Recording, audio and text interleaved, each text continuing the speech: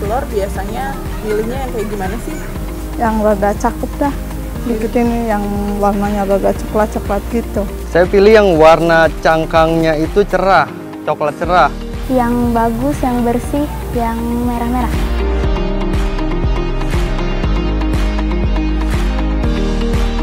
Selamat pagi pemirsa Hidup Sehat TV One. Jumpa lagi dengan saya Dr. Lulu. Saya ingin membahas mengenai telur, protein hewani yang harganya sangat terjangkau. Dan apa saja yang perlu kita perhatikan dalam memilih telur yang baik dan aman dikonsumsi tentunya. Oke, ikut saya. Pemirsa sekalian, Mas Bambang ini adalah pemilik agen telur. Mas Bambang sudah berapa lama nih mengelola agen telur ini? Udah 9 tahun. 9 tahun, ya. Wah, kalau 9 tahun udah hafal, udah tahu banget mengenai kualitas telur tentunya ya. Oke Mas Bambang, dari telur yang datang ke agen Mas Bambang ini biasanya butuh waktu berapa lama sih untuk terjual habis, kemudian harus mengisi kembali agen di sini stok telurnya? Rata-rata sini paling lama 3 hari langsung isi lagi yang baru dari kandang. 3 hari ya. Saja pemirsa sekalian. Pemirsa, mumpung kita lagi ada di agen telur, rasanya sayang kalau kita lewatkan kesempatan ini untuk bertanya langsung kepada Mas Bambang. Aktivitas apa saja sih yang dilakukan oleh teman-teman di agen telur ini? Khususnya kita juga ingin tahu kan bagaimana kualitas telur-telur tadi sampai terjaga kualitasnya sehingga kita aman mengkonsumsinya. Oke, kita tanya Mas Bambang ya. Oke Mas Bambang, ini sebetulnya proses sortir ya sepertinya ya. Oke, boleh dijelasin nggak nih apa aja sih yang dilakukan dalam proses sortir telur ini?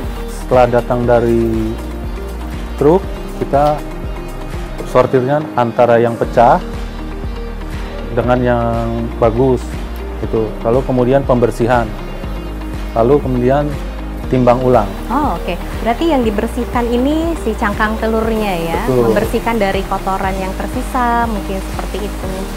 Oke, kemudian oh ini ada yang pecah, ada yang hanya retak saja. Iya, Ya Mas, dipisahkan juga ini ya. Betul. Yang pecah terbuka di sebelah sana dan ini yang bagian yang retak untuk kulit luarnya saja.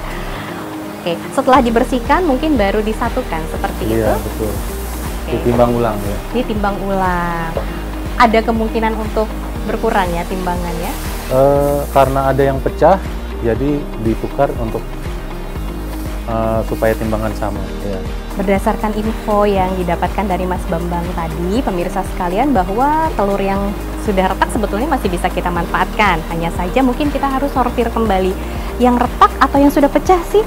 Oke, kita lihat dulu ya. Untuk yang retak seperti ini, jadi kulit arinya belum robek, jadi masih tertutup. Hanya cangkang luarnya saja yang mengalami pecah atau retakan, namun isinya tidak keluar. Nah, ini bisa kita manfaatkan 2 atau 3 hari setelah pecah ini. Namun sebaiknya memang secepatnya. Tapi kalau pecahnya sudah seperti ini, cangkangnya sudah terbuka, kulit arinya sudah robek, sebaiknya hari ini langsung segera dikonsumsi karena ini sudah berisiko untuk terkontaminasi bakteri atau virus dari udara luar seperti itu.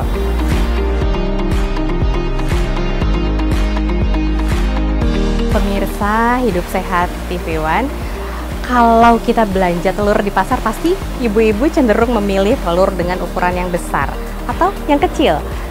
Kita tanya sama Mas Bambang, sebetulnya mana sih telur yang lebih baik kualitasnya, yang besar atau yang kecil?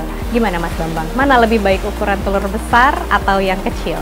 Kalau besar sama kecil itu kualitasnya sama.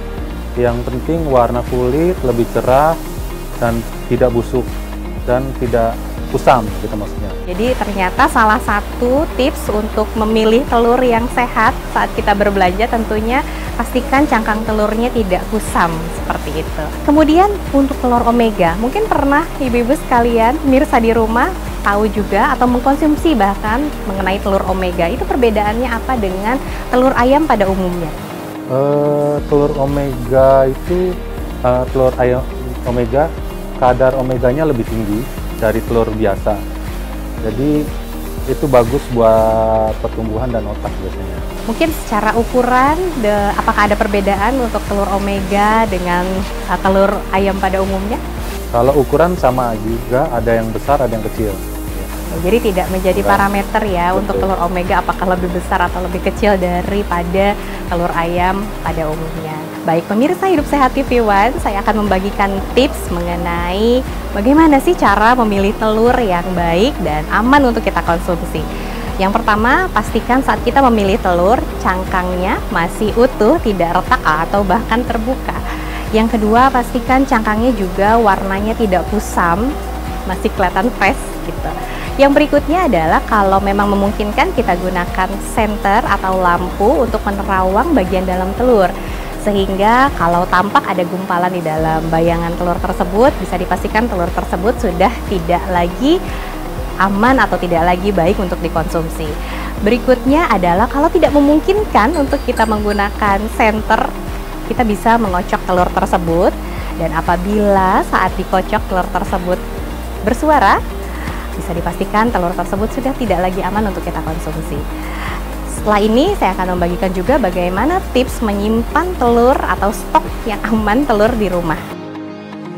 Pemirsa Hidup Sehat TV One, lalu bagaimana sekarang tips untuk menyimpan telur yang aman di rumah kita tentunya?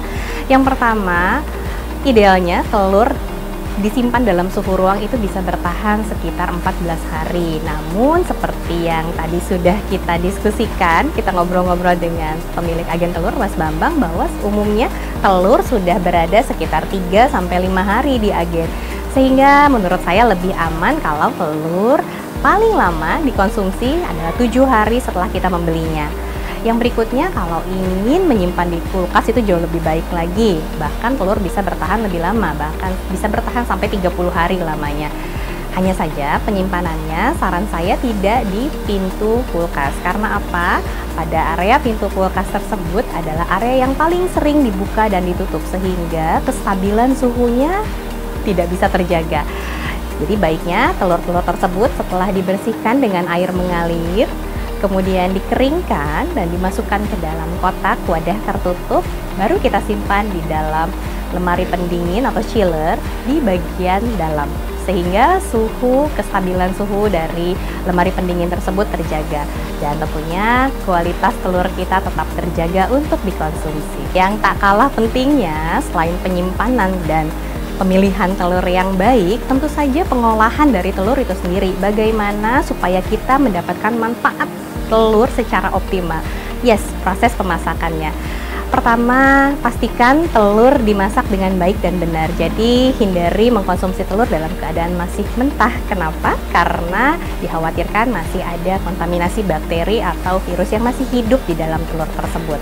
Yang kedua, juga jangan terlalu matang atau hindari memasak telur dengan cara menggoreng. Karena apa? Kandungan protein dan antioksidan yang terkandung di dalam telur jadi berkurang. Sebaiknya konsumsi telur dengan cara direbus, itu jauh lebih aman.